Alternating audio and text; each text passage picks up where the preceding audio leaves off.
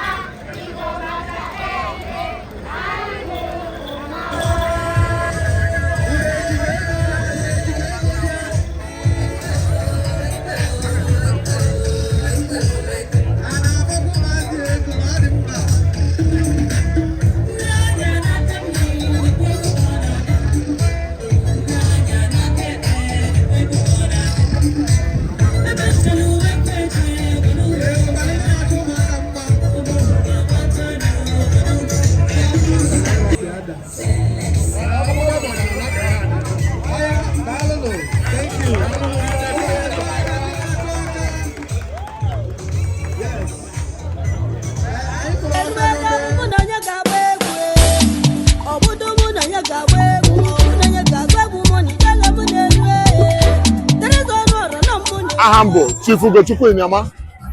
I'm chairman of the State Community in Manchester. I'm chairman of the organizing committee for this year Iri-ji Ndigbo in Manchester, and also the ceremonial chairman of the day. So, Obi Toromoto, then we walk at Ndigbo niile nọ na Manchester from state niile dị iche iche. Enweke nọkọ ọnụ dịka ụmụnne, wee mee ihe dịka nwanne, dịka oji ọnụ, mee ihe ndị Igbo adụ ụda na Manchester. Eziokwu, yeah, but big history ka anyị mekere, and I'm very, very happy for it. Ndị niile gbara mbọ ime ka ihe a wee gaa ọfụma, ma members of organizing committee, ma the president of all the association, Chukwu Kachukwu na-agọzi unu. Ihe anyị bidoro wee ezigbo ihe, eme ya n'afọ a, emekwa ya n'afọ ọzọ, diketiri ga n'aha Jizọs.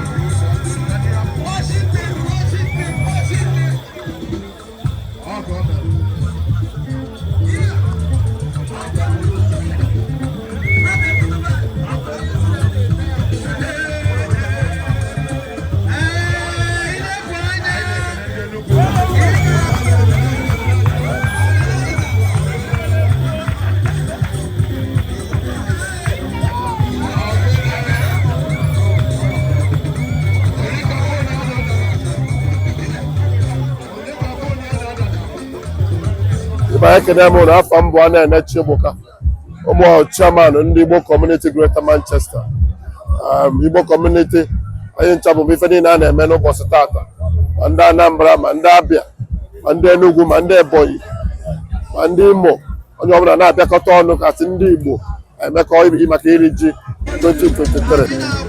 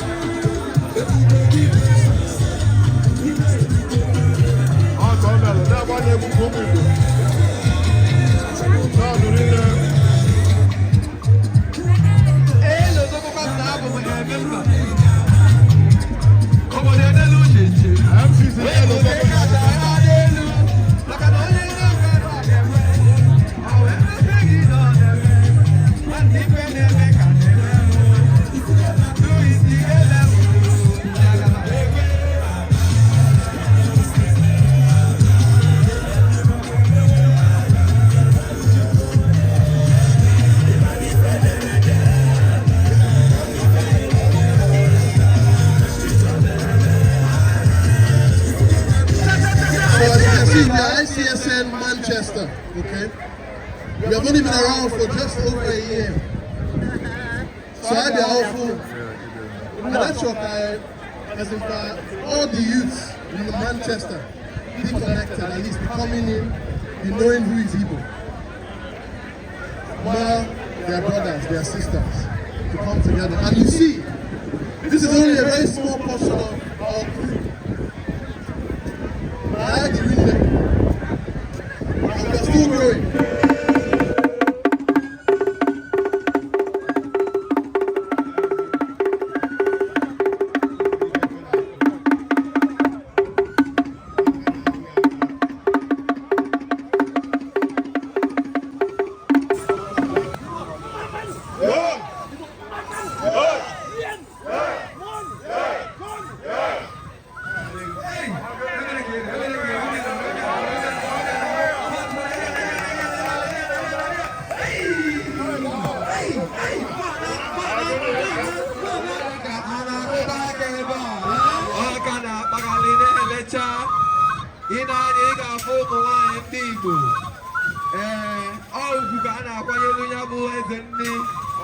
Yes, I now say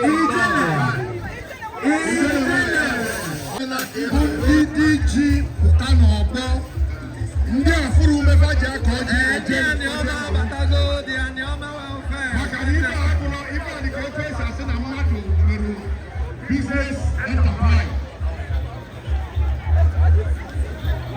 Cha-cha-cha-cha-cha-cha ndị wepọnụ cha-cha-cha-cha-cha ndị wepọnụ biko ka mmiri asọpụ Anambra Imo Abia and Oke on high table. Okay, I didn't think on when I do I get all the doctor.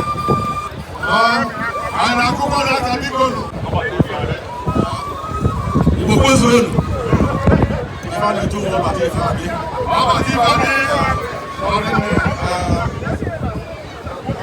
On behalf of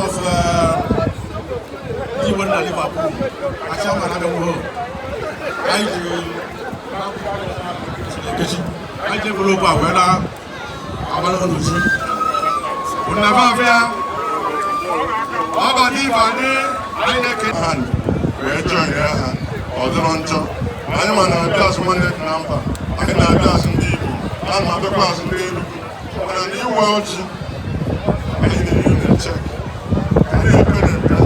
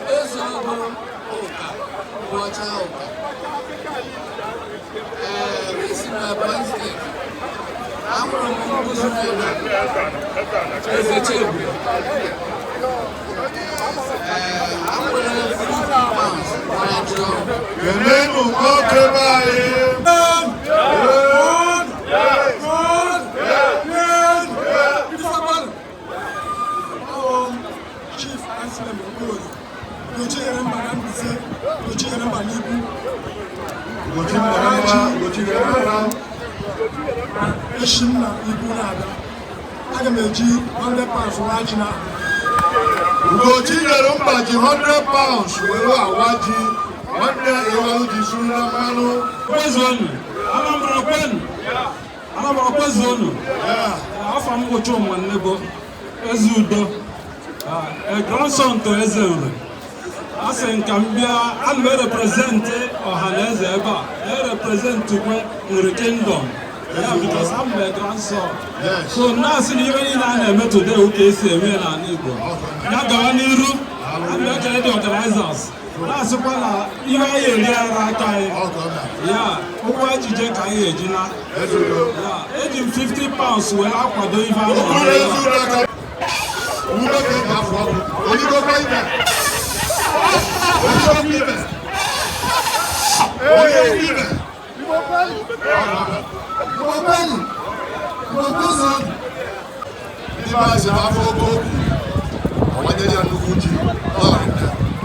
Manchester, Igbo kwenu, Yenu, Wono, Buluno, Afambo Nanyelugo, Onyoka Kambo. My junior sister, Ijamaka Palmer, invited him to Newcastle. I met last week. So, on behalf of Ndoka and on behalf of Newcastle, I like Ecuador, June Awa. So, can tell you more than 250 pounds.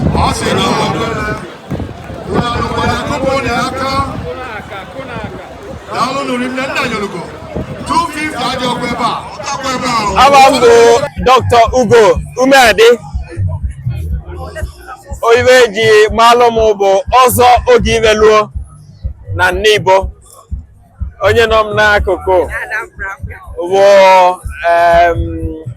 mkpụrụmma Dr. Judith Umede. Anyị bi obi na Manchester nwa. Anyị obido anyị mmata ata na tata ka a na-eme Iri-ji Ndigbo. Na mbụ steeti ọbụla na-eme nke iche. Ndị Anambra meche ndị Igbo eme, ndị Abịa eme. Mana anyị si na ka anyị kpokọta ọnụ anyị wee rie ji tata maka na anyụ ọnwa mmiri nyịkọta ọnụ ọgba abụbụ. Ya obi dị anyị mma n'ihe a na-eme tata. Unu n'anya unu afụ na ebe ọbụla onye ọbụla na-enwe aṅụrị ma ndị egwu ma mmọnwụ onye ọbụla. So ọ bụ nnekwu iwe ka ọ bụ ndị Igbo ino nọ na Manchester nwere aṅụrị nke a bụ ka mbido. Anyị na-ene anya na iwe ka ọka ya aka mma n'iru.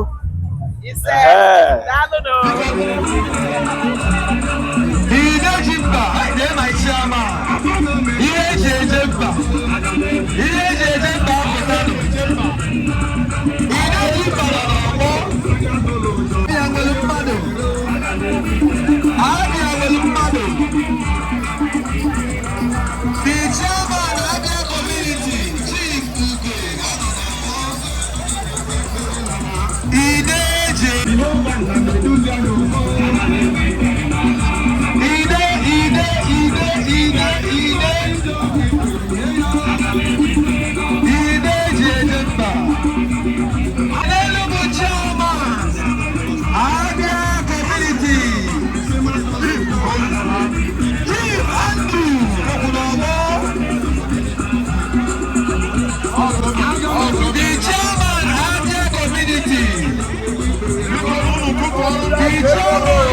community. Njenje banana.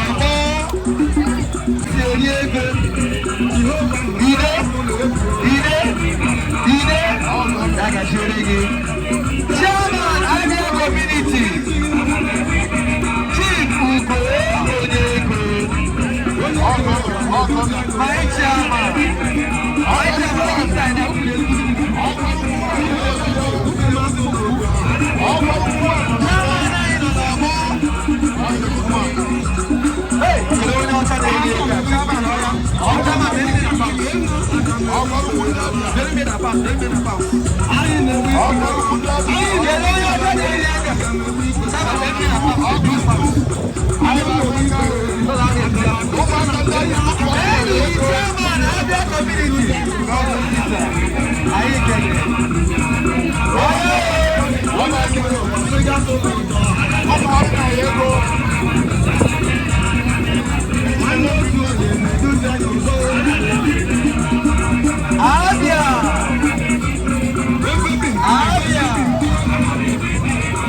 Thank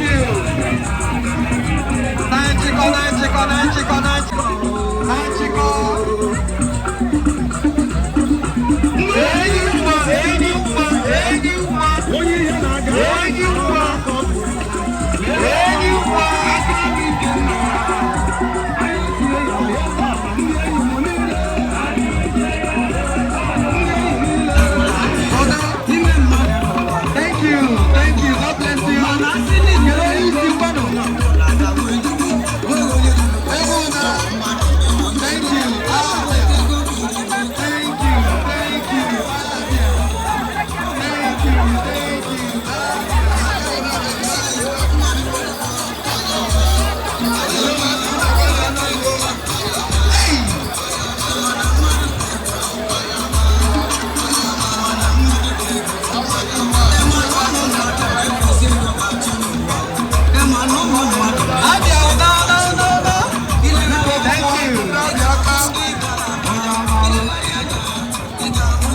Afam bụ Maazị Chukwunedum Obi Chinechendu n'Ọkịja.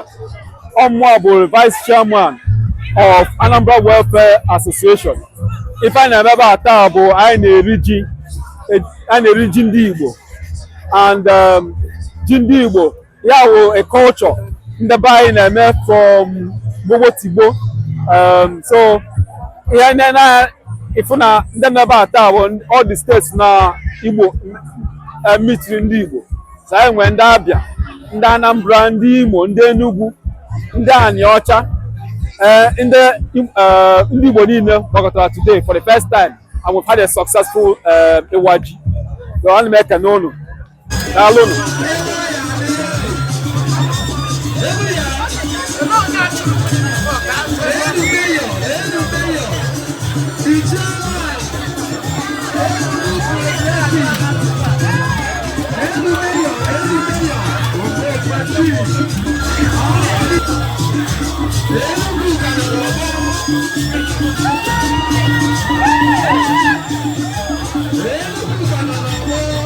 Thank you.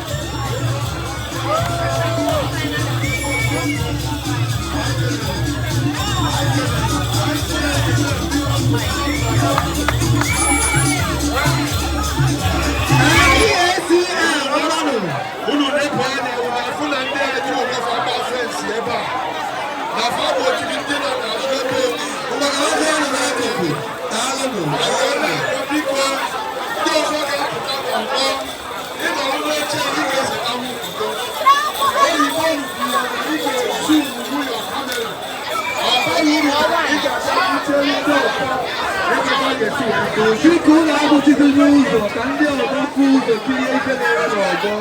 Anyị kwụrụ na mmanụ anyị nyere unu 2 minutes. iji wee pụta n'ọgbọ. DJ, are you ready for them? 2 minutes. Now, or pro now. Our past participants. Our past friends. Are you ready? ENDSears.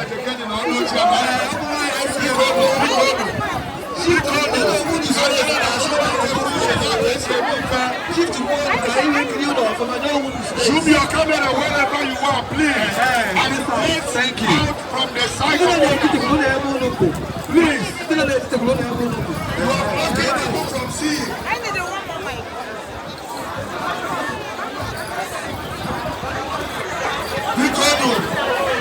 Take your camera and sit.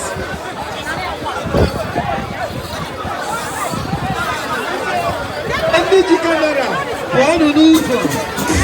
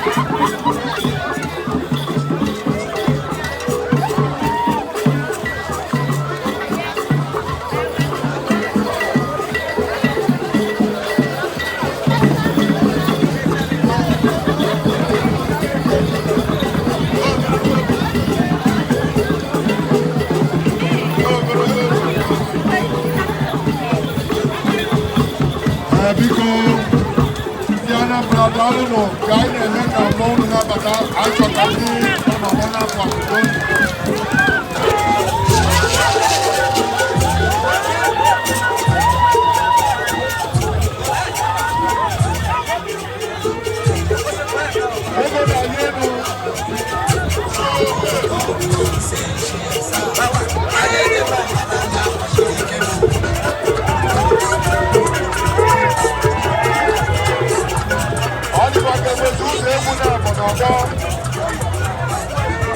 DJ, basi kiwe buaka ne buafe na duka afu mkene me na obodo.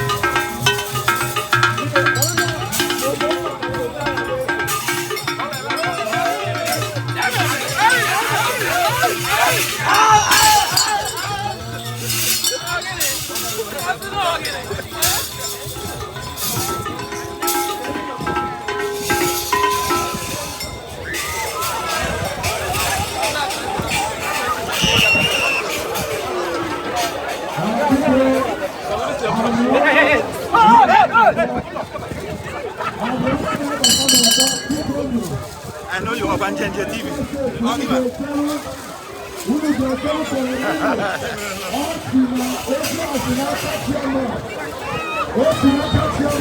Anambra for life.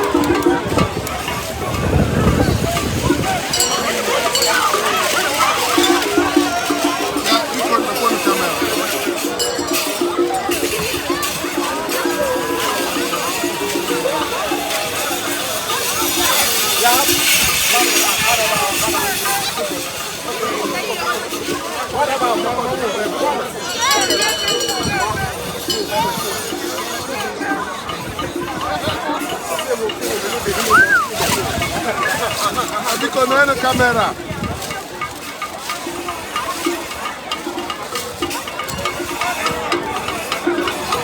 Hey!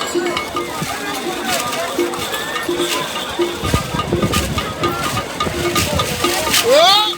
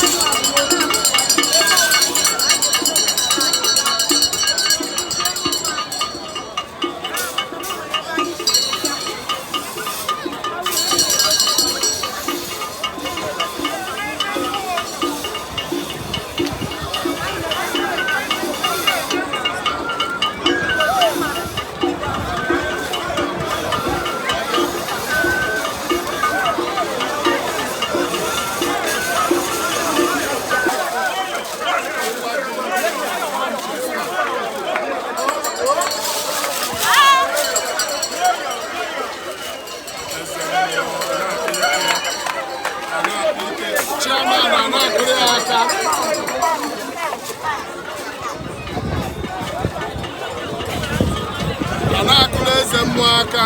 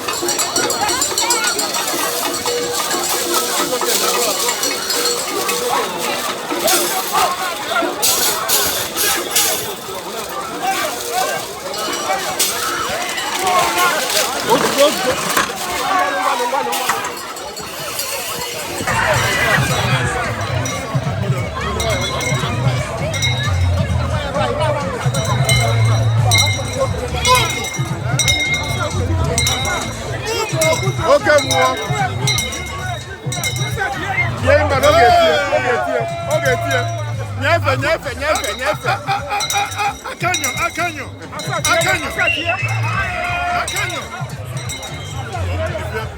Ọ ga-abịa. Akanyo.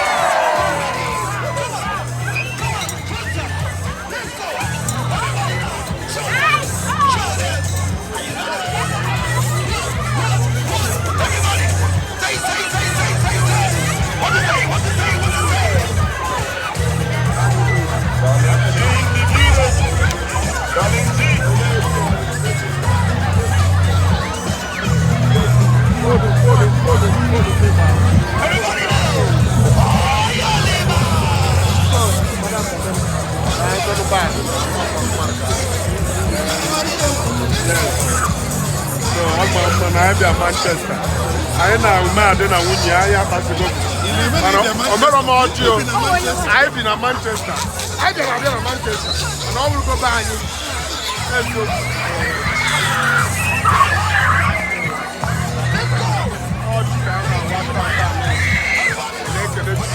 When the guy, what are they? It's going to go.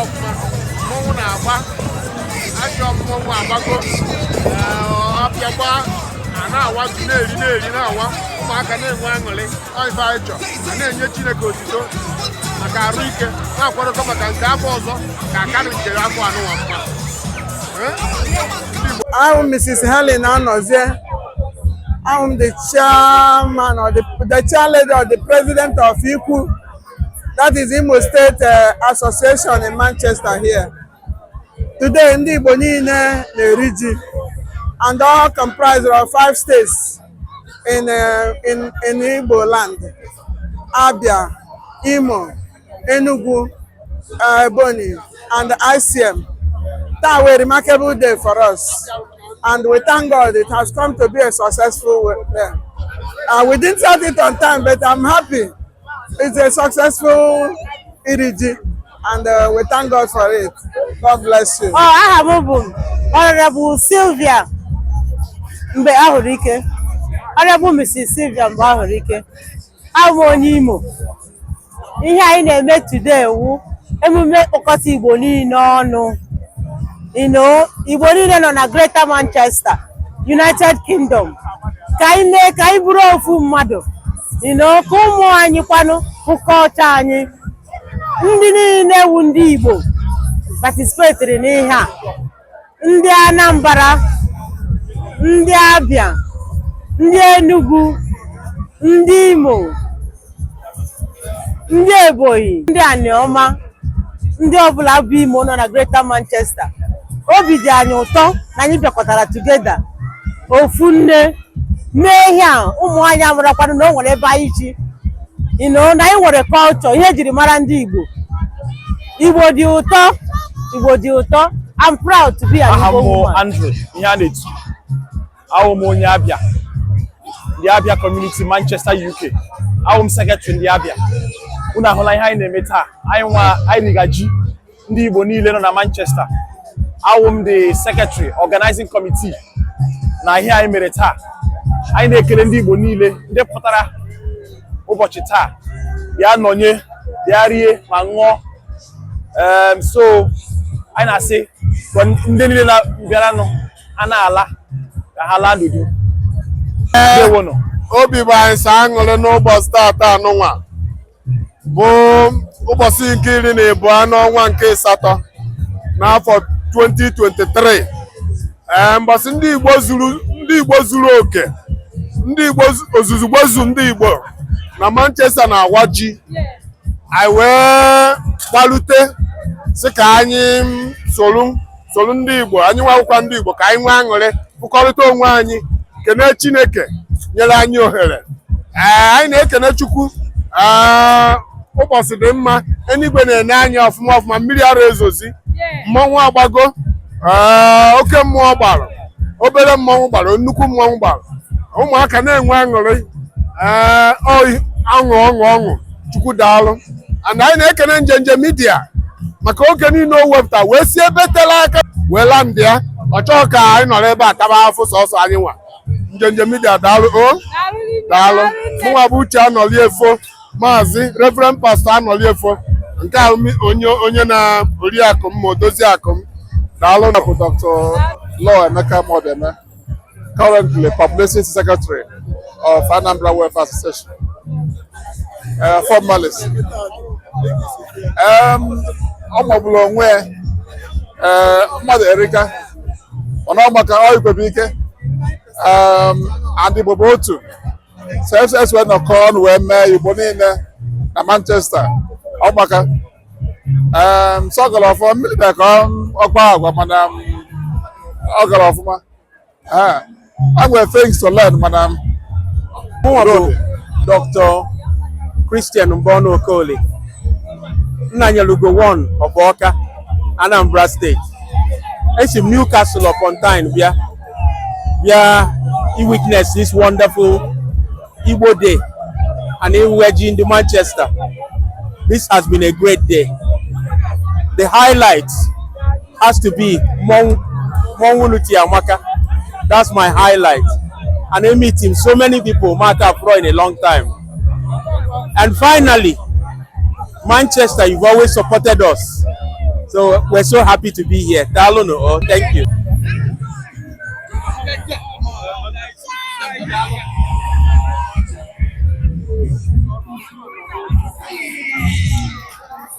Come on, madam.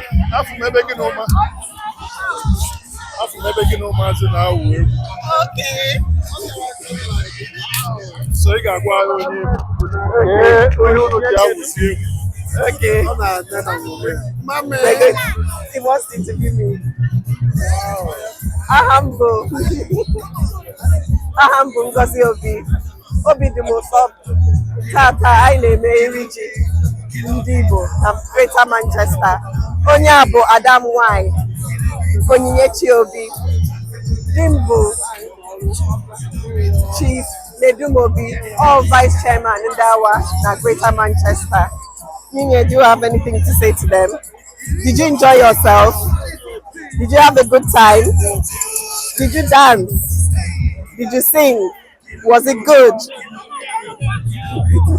Okay, Apambo Ofodle Obi-Datti, Financial Secretary in the Anambra Welfare Association, and I'm Onye Agolo, Bisiamibo Village. I name Iri-ji in the Manchester, Ndigbo in the Manchester, Iri-ji 2023. And Oga go for so I can achieve it in Oga Lofma. Mwa ugotuko onweni nwa for isi ala mba no nke Imo State bibe na Manchester. I bịara maka Iri-ji the Manchester. Obi dị m ụtọ ihe niile gara ọfụma. Ahụ anyị na-ekpe ekpere ka ala Igbo ka ọ dị ụta. Ọ dị na Manchester, I go here for almost 4 hours. Onye uju na-atọ obi shiri ọbụla ike. but anyị nwa n'ala ndị bi ebe ala Igbo anyị ịga ebe a na-eme ihe ọgbakọ gị nụrụ 5 minutes uju na-atụ gị maka ime obodo ndị ọzọ enweghị ha uju na-atụ gịnị anyị na-asị ndị ebe anyị biko emechaa ala Igbo ka ala Igbo dị mma anyị nwa na-anọ n'ọkwara obi ụtọ anyị ụtọ anyị riwe nsogbu agadi ọra mma adị ike ara eji eje n'awa Manchester abụ m the treasurer n'awa ife anyị na-eme tata asọgbugo m ọkwa na ife aka anyị na-eme ka anyị wee na-enyeta onwe anyị aka na Manchester anyị nwe na be anyị amaka ịmụ agụnụ ka ife si wee dị dịka ya asị mana ụnụ afụgo Chukwu anyị na-ekene Chukwu maka mmemme a anyị na-enye ya otuto ịfụgo ọrịala anyị mmiri mee ka ọ na-ezo ka ọ ga-ehije anyị ọ kwụsịgo dịka anyị na-ekene njenje ma anyị na-ekene unu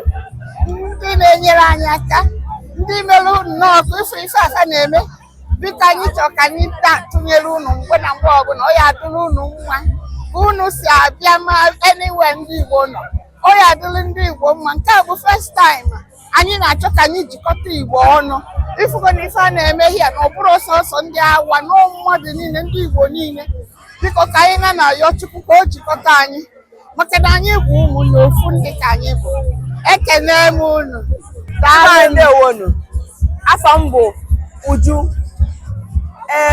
abụ m onye ICM meeting so anyị nwa organize ihe niile eme tata ana m ekele Chukwu ihe niile anyị mee ga nnọọ ka anyị si wee chi ya ibu ndị na mmiri bido mana ọ naghara anyị ndị mmadụ anakwuru fancha nọkwara na-eto Chukwu na-asị Chukwu nna mere anyị mere ka mmiri anụ nwakwụsị mmiri nwakwụsịkwe so ịwa ji anyị abụkwa ọkwa ya na ruo ka ọrụ ibie maka mgbasa ozi ka anyị na-agbasa ka ndị Igbo ka anyị bịakwute n'ofu ka anyị nọrọ ọfụma ebe ọbụla ndị Igbo nọ onye nụrụ anya ya ka ọrụ ibie daalụrị nne afọ m bụ Ijeọma Achebe a na-etu m Ijele nwanyị Ijele nnukwu mmọnwụ amụwa na-eburu ndị Anambra ụzọ egwu abụ m onye Ụmụnachi na-adụ dị n'Enugu steeti ya but ana m represent be nna m tata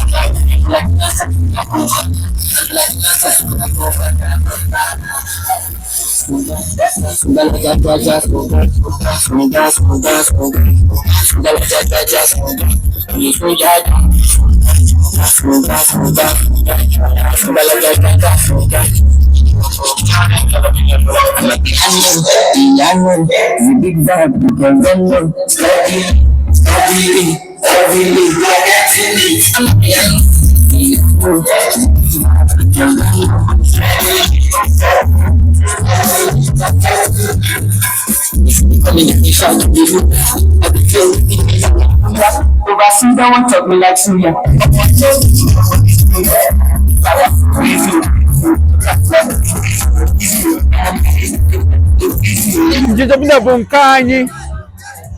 Like and subscribe on this video. Ekene m unu. Afa m bụ Maazị Chibuike Okonkwo aka Odogwu na Manchester aka na-eme une. Abụ m onye Amụrị na Nkanụ dị n'ime Enugu steeti. Tata ka ndị Igbo niile gbakọtara ọnụ na Manchester na-eme mmemme nke a na-akpọ Iri-ji. And ihe niile na-agakwanụ ka o kwesịrị ịga. Ọ bụrụ na unu n'anya ikwu na ibe ma ndị ọbịa bịala ebe a onye ọbụla obi jupụtara onye ọbụla na-ahụ anwa nwere otu ihe niile si wee na-aga tata ma mmanwụ ma ogene everything zuru oke tata and na Chukwu okike abịa ma mere onwe ya aha n'ụbọchị tata and na ana m ekenekwanụ nwanne anyị nwoke bụ Maazị Ezioke Njenje Media bụ onye bịakwala ebe a n'ụbọchị tata bụ onye ife ndị Igbo na-amasị si ka ọ bịa ka ọ nọlụ ịmago wee nọnyere ụmụ nwanne ya wee tinyekwanụ ihe niile a na-eme n'ihe onyonyo onye ọbụla dị mma. And mụmụnwa na onwe m kwu abụkwu m otu onye na ndị na-azọ maka nnwere onwe maka Biafra, and anyị ga-enwere onwe anyị n'obibi biko onye maara obi.